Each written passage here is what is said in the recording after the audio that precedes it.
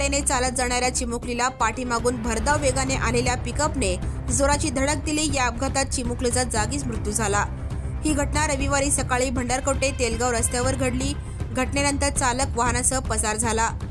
घटनेतील प्राचिता कल्लप्पा कमळे वय 6 राहणार भंडारकोटे ही लहान गटात शिकणारी मुलगी तिच्या बहिणीसह तेलगाव रस्त्याला असलेल्या अमुकसिद्ध मंदिराकडे दर्शनासाठी पायी चालत जात होती।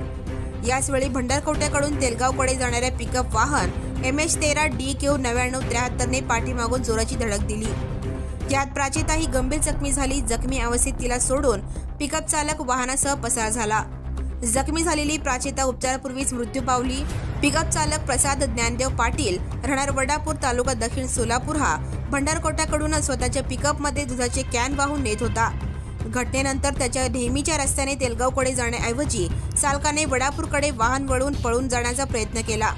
याच दरम्यान मृत प्राचिताची चुलते नीलप्पा अर्जुन कमळे वय 39 राहणार भंडारकोटे यांनी कुसरू रस्त्याने वडापूरकडे जाणाऱ्या वाहनाला अडवण्यासाठी शेतकऱ्यांना कळवले। अक्कलवाडी वस्तीजवळ वाहन अडवण्यात आले। त्यानंतर चालक प्रसाद पाटील वाहन सोडून उसाच्या शेतात पळून गेला। ग्रामस्थांच्या मदतीने चालक प्रसाद पाटील याला पकडून पोलिसांच्या स्वाधीन करण्यात आले। प्राचिताची चुलते नीलप्पा कमळे यांनी मंद्रुप पोलीस ठाण्यात घटनेची फिर्याद दिली आहे। मंद्रुप पोलिसांनी BNS कलम 281, 106(1), मोटर वाहन ऍक्ट 183, 184 नुसार चालकावर गुन्हा दाखल करण्यात आला आहे। पोलीस हवालदार मुलाणी हे घटनेचा तपास करत आहेत। Subscribe now and press the bell icon. Never miss an update.